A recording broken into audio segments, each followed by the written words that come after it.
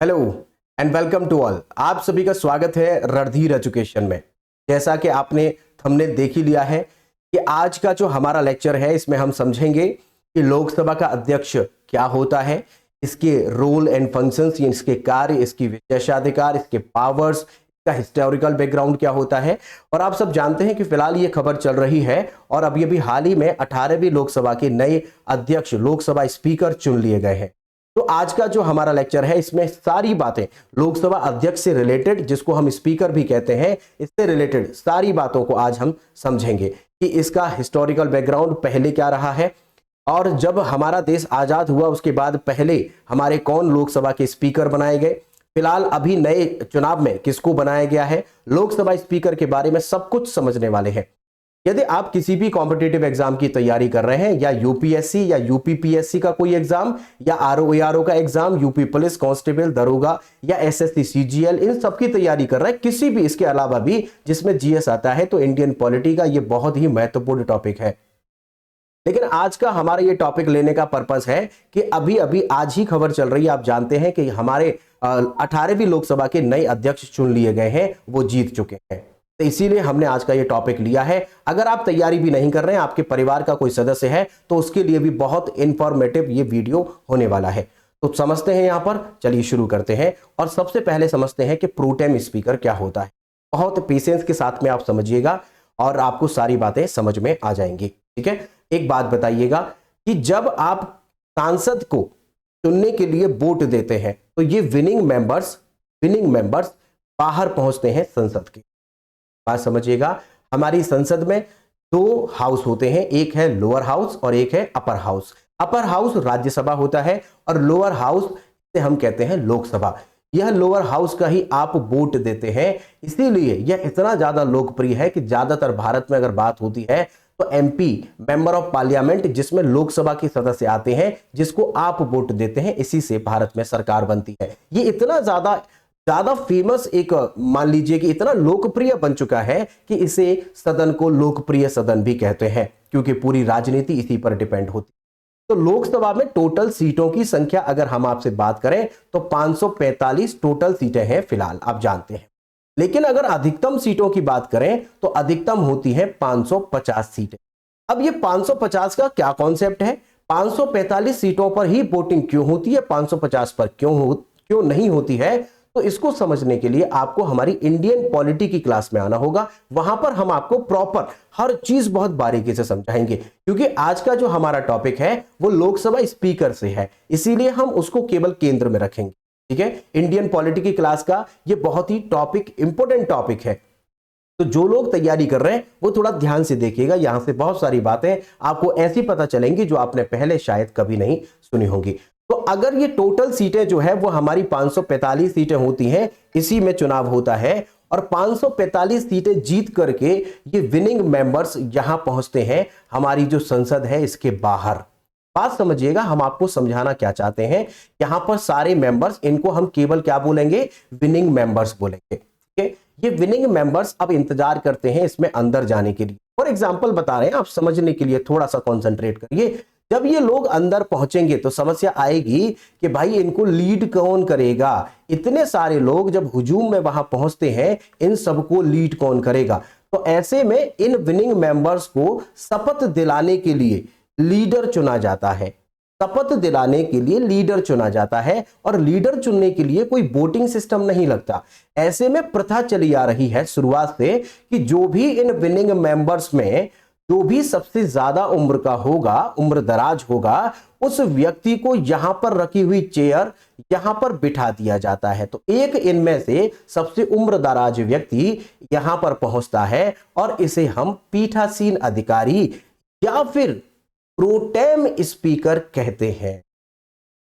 Pro tem speaker यहां पहुंचेगा। अब इसको क्या बोल रहे हैं, ये है कहां से आया, इन्हीं लोगों में से है, ये विनिंग मेंबर है। क्योंकि उम्र इसकी ज्यादा है इसीलिए सीनियरिटी के हिसाब से इसको यहां पर रख दिया जाता है। यह एक मतलब रूल नहीं है, संविधान में कहीं नहीं लिखा कि सीनियर ही होना चाहिए, बट एक प्रथा चली आ रही है कि सीनियर व्यक्ति को यहां पर बिठाया जाए।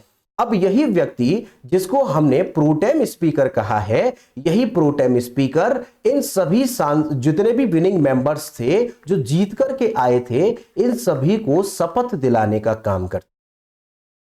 अब आप सोचिए कि अगर ये सभी को शपथ दिलाएगा, ये सभी को शपथ दिलाएगा, तो टोटल सीटें अगर कितनी भी हो, जैसे 545 सीटें हैं, तो एक दिन में लगभग सभी सांसद अपने पद की शपथ ले लेते हैं, मेंबर बनने की शपथ ले लेते हैं सभी सांसद।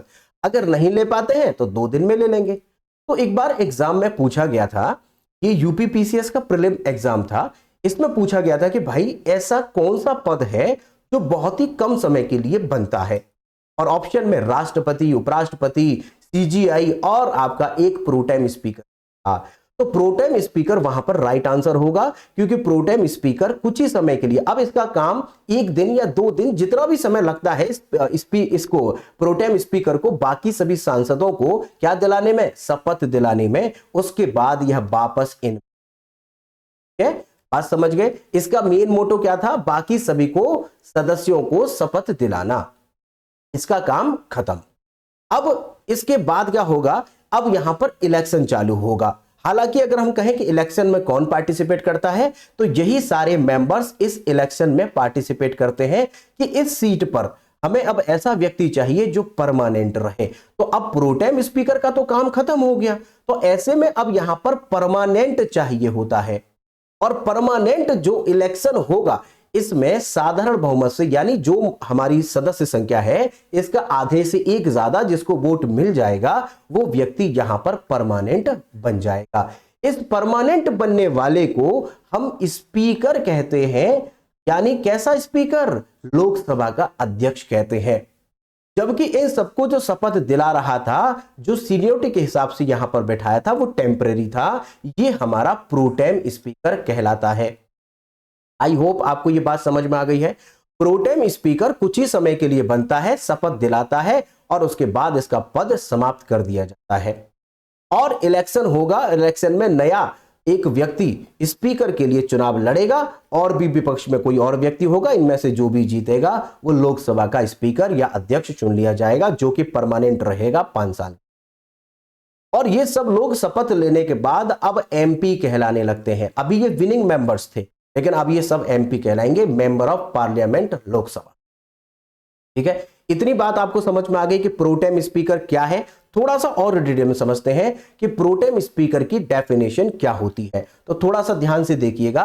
प्रोटेम स्पीकर का मतलब ही जो होता है, प्रोटेम एक लैटिन भाषा का शब्द है जिसका अर्थ होता है अस्थाई या बहुत कम समय के लिए, बहुत ही शॉर्ट टाइम के लिए ये होता है, इसका मतलब भी यही है। अगर बात करें कि प्रोटेम स्पीकर फिलहाल हमारी 18वीं लोकसभा, 18वीं लोकसभा का मतलब है कि जब हमारा देश आजाद हुआ उसके बाद लोकसभा का कार्यकाल 5 साल का रखा गया, और तब से लेकर 5 साल, फिर 5 साल पर इलेक्शन, फिर 5 साल पर इलेक्शन, इस तरह से हमारे देश में इस बार 18वें इलेक्शन हुए हैं लोकसभा के, इसीलिए हम कहते हैं 18वीं लोकसभा। अब 5 साल बाद, इसके 5 साल बाद फिर से इलेक्शन होगा और वह 19वीं लोकसभा होगी। तो इश्यू नहीं है इसमें, आपको समझ में आ गया।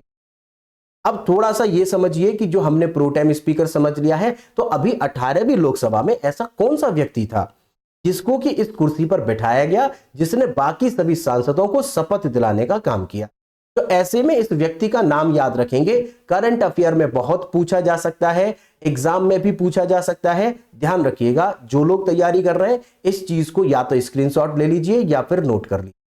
यहां पर हमारे हैं मेहताब, इनको भर्तृहरि मेहताब इनको कहते हैं। ये जो व्यक्ति हैं इन्होंने प्रोटेम स्पीकर का काम किया। बात क्लियर है? ठीक। अब हम बात करते हैं आगे कि प्रोटेम स्पीकर के बाद कि लोकसभा में एक व्यक्ति और दूसरा व्यक्ति या कोई अन्य व्यक्ति, 3-4 लोग या 2 लोग, ये लोग कभी कभी क्या होता है, निर्विरोध एक ही व्यक्ति इलेक्शन में खड़ा होता है लोकसभा के स्पीकर यानी अध्यक्ष परमानेंट बनने के लिए। परमानेंट बनने के लिए कभी कभी एक निर्विरोध भी हो जाता है, वो हम आपको पॉलिटी की क्लास में समझा देंगे कि ऐसे कौन कौन से व्यक्ति रहे जो निर्विरोध चुने। ठीक है, फिलहाल हम समझते हैं कि 18वीं लोकसभा में फिलहाल की सिचुएशन में कौन कौन व्यक्ति थे जो इस अध्यक्ष पद के लिए दोनों आमने सामने थे। तो ऐसे में एक व्यक्ति याद रखेंगे, के सुरेश। ये वैसे रहने वाले तमिलनाडु के हैं, लेकिन केरल से इन्होंने सांसदीय का चुनाव लड़ा और वहां से। तो इंडिया गठबंधन जो हम कह रहे थे, इंडिया गठबंधन, उस इंडिया गठबंधन यानी कांग्रेस की तरफ से ये लोग थे, यानी के सुरेश थे। दूसरी तरफ थे आपके बीजेपी की तरफ से ओम बिरला और इन दोनों में सामने सामने की टक्कर थी। चुनाव हुआ, सांसदों ने ज्यादातर जो वोट दिए वो इनको दिए, इसीलिए ये नए अब 18वीं लोकसभा के अध्यक्ष चुन लिए गए ओम बिरला फिर से। अभी जब 17वीं लोकसभा थी उसमें भी यही हमारे ओम बिरला ही लोकसभा के स्पीकर या अध्यक्ष थे। अब दोबारा से इनको फिर से चुना है, ठीक है। इसके बाद आपको समझ में आ गया, थोड़ा आगे इनके बारे में चर्चा करेंगे, बट अभी आप थोड़ा सा और पेशेंस रखिए। अब आपको एक बात और समझा दें कि जो स्पीकर होता है ये अब शपथ लेता है, तो कैसे लेता है, कौन दिलाता है? तो दरअसल एक बार एग्जाम में फिर से सवाल पूछा गया। हम ये जो बात बताते हैं कि एग्जाम में पूछा गया, दरअसल ये सवाल बहुत सारे रिपीट होते हैं। एसएससी में कई बार सवाल आया है, एमपीपीसीएस के प्रीलिम्स में आया है, आरएएस में क्वेश्चन पूछा गया, बहुत जगह ये रिपीट हुआ है। पूछा जाता है इनमें से कौन सा पदाधिकारी अपने पद की शपथ नहीं लेता? तो दरअसल यही लोकसभा का अध्यक्ष अपने पद की शपथ नहीं लेता है। रीजन क्या है? क्योंकि ऑलरेडी यह पहले सांसद के रूप में अपने सांसद मेंबर ऑफ पार्लियामेंट के रूप में सदस्य ले चुका होता है, और इसे सदस्य कौन दिलाता है? प्रोटेम स्पीकर ने दिला। इसी वजह से अब लोकसभा का जब अध्यक्ष बन जाएगा तो ऑलरेडी ये पहले से ही एक शपथ ले चुका है, इसलिए यह शपथ दोबारा नहीं लेता। एग्जाम में भर भर के सवाल ये पूछा गया है, प्लीज इस बात को याद रखना। एग्जाम ओरिएंटेड आपको बता रहे हैं कि यह शपथ ओथ नहीं लेता, लोकसभा का अध्यक्ष शपथ नहीं लेता। अब आते हैं हम इस बात पर कि लोकसभा का जो अध्यक्ष है, जिसे हम स्पीकर कहते हैं, दरअसल इसकी शुरुआत कब से हुई? तो आपको बता दें, हमारे देश में एक एक्ट आया था 1919 का अधिनियम, 1919 का अधिनियम, भारत सरकार अधिनियम 1990, जिसे मार्ले मिंटो सुधार भी कहा जाता है। इसी में इस पद की व्यवस्था की गई, लेकिन इस पद का जो नाम था वो था प्रेसिडेंट। भाई कंफ्यूज मत होना, आज की डेट में प्रेसिडेंट का मतलब है राष्ट्रपति, लेकिन हमारे संविधान में इससे पहले, संविधान में जब व्यवस्था की गई तो लोकसभा अध्यक्ष बन गया, लेकिन जब इसकी शुरुआत मानी जाएगी तो 1990 के पार्लियामेंटो सुधार में इसकी व्यवस्था की गई कि एक ऐसा पद होगा जो कि हमारा जो सदन होगा उसकी अध्यक्षता करेगा, और उसका नाम होगा प्रेसिडेंट। क्योंकि आप सब जानते हैं कि फिलहाल प्रेसिडेंट जो होता है वो राष्ट्रपति होता है, देश का पहला नागरिक होता है। आर्टिकल नंबर 52 में उसका जिक्र किया गया है कि भारत का एक राष्ट्रपति होगा। के अलावा उस क्वालिफिकेशन आर्टिकल नंबर 58 में, और उस पर महाभियोग उसका आर्टिकल नंबर 61 में, और उसकी शपथ आर्टिकल नंबर 60 में। इस तरह से सारे आर्टिकल्स आपको हम याद करा देंगे इंडियन पॉलिटी की क्लास में। बहरहाल अभी हम बात कर रहे हैं 1990 के, इसमें हमें प्रेसिडेंट का पद मिला जो कि एक लोकसभा का स्पीकर। अब प्रेसिडेंट की अगर बात करें कि फिलहाल हमारा जो प्रेसिडेंट है ये गवर्नर की तरह काम करता है, जैसे भारत में उस समय पर वाइसराय करता था, तो वाइसराय की जगह ली प्रेसिडेंट ने, उसका पद बना, और लोकसभा स्पीकर जो प्रेसिडेंट के नाम से जाना जाता था उसका नाम पड़ा लोकसभा का अध्यक्ष। बात समझ में आ गई? ठीक। इसके बाद इन्होंने क्या किया कि अब 1990 के बाद आप जानते हैं कि भारत शासन अधिनियम आया 1935 में, बड़ा इंपॉर्टेंट है। हमारे संविधान का 70% हिस्सा इसी से लिया गया है। तो 1935 के अधिनियम में इस पोस्ट का नाम बदल दिया गया, और पोस्ट का नाम कर दिया गया अध्यक्ष। क्या कर दिया गया? अध्यक्ष या फिर स्पीकर। आई होप आपको समझ में आ गया है। आगे चलते हैं और जानते हैं इसके बारे में कि इसके कार्य क्या हैं, इसकी रेस्पॉन्सिबिलिटीज अध्यक्ष की क्या होती हैं, और इसका चुनाव किस प्रकार है, और इसकी ड्यूरेशन क्या होती है। तो देखिए, चुनाव की अगर बात करें तो सबसे पहले आपको बता दें कि किस आर्टिकल में इसका जिक्र है। आर्टिकल 93। आर्टिकल 93 कहता है कि लोकसभा का एक अध्यक्ष होगा और एक उपाध्यक्ष होगा, जिसका कार्यकाल 5 वर्ष का होगा। ठीक है। इसके इलेक्शन की बात करते हैं कि चुनाव कौन कराएगा, इलेक्शन कौन होगा। तो चुनाव प्रक्रिया जो होती है, सिलेक्शन प्रोसेस जो होता है, इसमें लोकसभा का अध्यक्ष अगर चुना जाएगा तो सभी जितने भी मेंबर्स होते हैं लोकसभा के वो इसको वोट देते हैं। जैसा कि हमने बताया कि मेजॉरिटी के हिसाब से जिसको सबसे ज्यादा वोट मिलते हैं उस व्यक्ति को एक अध्यक्ष चुन लिया जाता है। ठीक है, अगर ड्यूरेशन की बात करें तो इसका 5 साल का ड्यूरेशन होता है। लेकिन अगर इससे पहले लोकसभा को भंग कर दिया जाए, जैसा कि मंत्रिमंडल की सलाह पर राष्ट्रपति लोकसभा को भंग कर सकता है, ऐसे में यहां पर इसका कार्यकाल 5 साल से पहले भी है। साथ ही साथ यह यदि चाहे तो अपना त्याग पत्र भी दे सकता है। उससे पहले बात याद रखेंगे, भंग हो जाने पर भी पद समाप्त होगा और त्याग पत्र देने पर भी इसका पद समाप्त हो जाएगा। लेकिन त्याग पत्र देगा किसको, यहां पर हम समझेंगे। तो त्याग पत्र जो देता है वो हमेशा अपने उपाध्यक्ष को ही दे देता है, लेकिन उसमें लेटर में जब लिखता है रेजिग्नेशन तो उसमें लिखता है महोदय राष्ट्रपति। देखिए, जब ज्यादा टिपिकल क्वेश्चन पूछे जाते हैं तो ऐसे में पूछ सकता है कि लोकसभा का जो अध्यक्ष है वह अपना त्यागपत्र किसे देता है, उपाध्यक्ष को। यह सिंपल सवाल है। लेकिन जब पूछेगा कि किसे संबोधित करके देता है तो राष्ट्रपति को संबोधित वो ऐसा रेजिग्नेशन देता है, बट सौंप देता है उपाध्यक्ष। ठीक है, अगर प्रमुख कर्तव्यों की बात करें तो ऐसे में इसके जो कर्तव्य है वो मेन ड्यूटीज जो है वो क्या है कि सदन की कार्यवाही को सुव्यवस्थित करना, to streamline the proceeding of the house. इसके अलावा सदन के सदस्यों को बोलने का समय निर्धारित करना, ये इसी का ही काम है। नियमों और प्रक्रियाओं का पालन सुनिश्चित करना ये लोकसभा के स्पीकर का ही काम है और इसकी अध्यक्षता करना वो इसी का ही काम है। ठीक है, बात आपको समझ में आ रही होगी। इसके अलावा अगर हम आपको बताएं कि विशेषाधिकार क्या होते हैं तो ऐसे में विशेषाधिकार की बात करते हैं तो इससे निर्णायक वोट देने का अधिकार। वैसे कभी भी किसी भी विधेयक पर जिसको हम ये कहते हैं ना कि एक अभी विधेयक चल रहा है यानी, और वो फिर बिल जो आता है फिर बाद में वो एक्ट बनता है, तो ऐसे में किसी भी बिल पर ये वोट नहीं देता है। लेकिन कभी ऐसा हो जाए कि 50-50 बिल्कुल बराबरी के वोट पड़े हो, ऐसे में निर्णायक मत जो होता है यानी the speaker has to power to cast a deciding vote in the house. House में डिसाइडिंग वोट देने का अधिकार इसे होता है। ये इसके विशेषाधिकार में आता है, स्पेशल इसकी पावर है। ठीक है, लेकिन एक बार एग्जाम में सवाल पूछा गया कि भाई ये वाली जो बात है ये किस में लिखी है, तो ऐसे में आप याद रखेंगे आर्टिकल नंबर 100 का फर्स्ट, 100 का सब आर्टिकल फर्स्ट, इसमें ये बात लिखी है कि जब कभी भी बराबरी के वोट पड़ेंगे तो ऐसे में निर्णायक वोट जो देगा वो स्पीकर देगा। अनुशासन बनाए रखने के लिए नियमों का पालन कराते हैं कौन, हमारे लोकसभा के स्पीकर। अगर कोई भी पालन नहीं करता है तो उसकी सदस्यता को निरस्त कर सकते हैं। ऐसे में इन्हें ये विशेषाधिकार है, कोई भी इनसे इफ एंड बट नहीं करता है। आप जानते हैं इस बात को। ठीक है, संसद में संयुक्त सत्र की अध्यक्षता करते हैं। भाई यहां पर थोड़ा सा ध्यान से समझिएगा।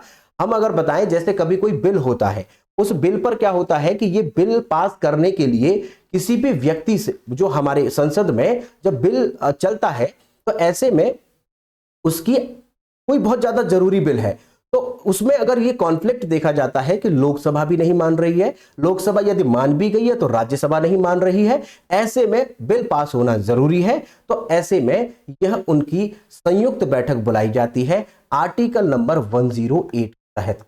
आर्टिकल नंबर 108 की तहत एक संयुक्त बैठक बुलाई जाती है।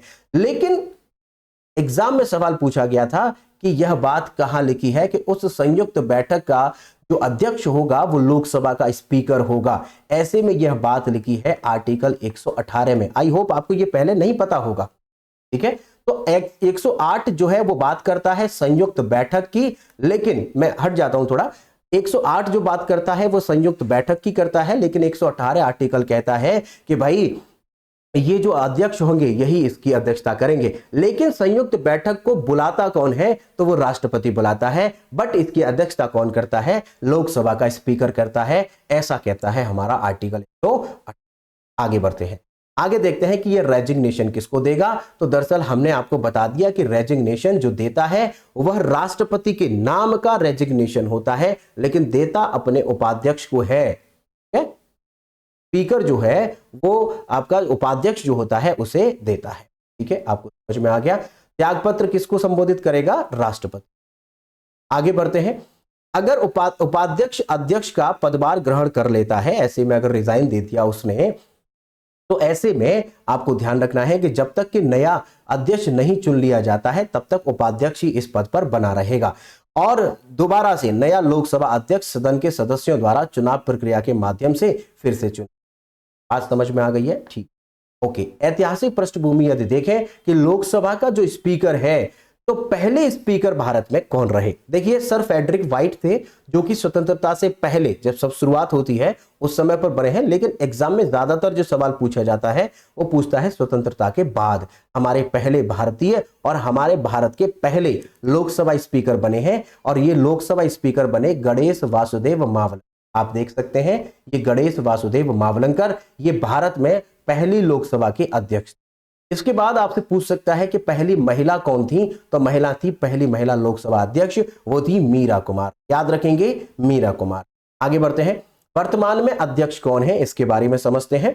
वर्तमान में जो अध्यक्ष है वो अध्यक्ष है हमारे ओम बिड़ला। ओम बिड़ला याद रखेंगे 18वीं लोकसभा के अध्यक्ष हैं ओम बिड़ला। और ओम बिड़ला का जो कार्यकाल पहला शुरू हुआ, क्योंकि हम बता चुके हैं ये पहली 17वीं लोकसभा में भी अध्यक्ष थे, तो इनका कार्यकाल 19 जून 2019 से शुरू हुआ और कार्यकाल पूरा होने के बाद अब दूसरा टेन्योर भी इनका शुरू हो गया है जो कि 5 साल तक रहेगा। अगर पूछा जाए आपसे कि ये कहां से चुन करके आए हैं तो कोटा बूंदी पड़ता है राजस्थान में, कोटा जगह है। तो कोटा आप जानते हैं कि कोटा में आईआईटी इसकी नीट वगैरह की तैयारी के लिए बहुत सारे स्टूडेंट आते हैं, एक हब बना हुआ है। तो राजस्थान के वहीं कोटा से ये क्या करते हैं निर्वाचन क्षेत्र वहीं से सांसद चुन करके आते हैं। ठीक है, अच्छा अगर कुछ और स्पेशल की बात करें तो जैसे कोई विधेयक धन विधेयक है या नहीं, ये भी एक विशेषाधिकार हमारे लोकसभा स्पीकर के पास ही होता है। और लोकसभा स्पीकर इस किसी भी विधेयक पर अगर ये कह दें कि ये धन विधेयक है और उसे सर्टिफाइड कर दें, सर्टिफिकेट लगाना पड़ता है, तो ऐसे में इसके विरुद्ध हम कोर्ट नहीं जा सकते। ये इंडियन पॉलिटी में बहुत डिटेल से आपको बताएंगे। लोकसभा स्पीकर के बारे में हमने आपको लगभग काफी चीजें बता दी हैं। एक बात और बता दें कि यदि इनको कभी भी हटाया जाता है, जैसे कि 5 साल पूरे होने से पहले किसी भी आधार पर अगर लोकसभा के स्पीकर को हटाना हो तो 14 दिन पहले इनको सूचना देनी पड़ती है। हटाने की प्रक्रिया जब शुरू होगी उसमें 14 दिन की सूचना देनी पड़ेगी। और अगर ये अपना रेजिग्नेशन देना चाहते हैं तो उपाध्यक्ष को दे सकते हैं। लोकसभा के स्पीकर के बारे में आई थिंक आप सारी बातें हैं।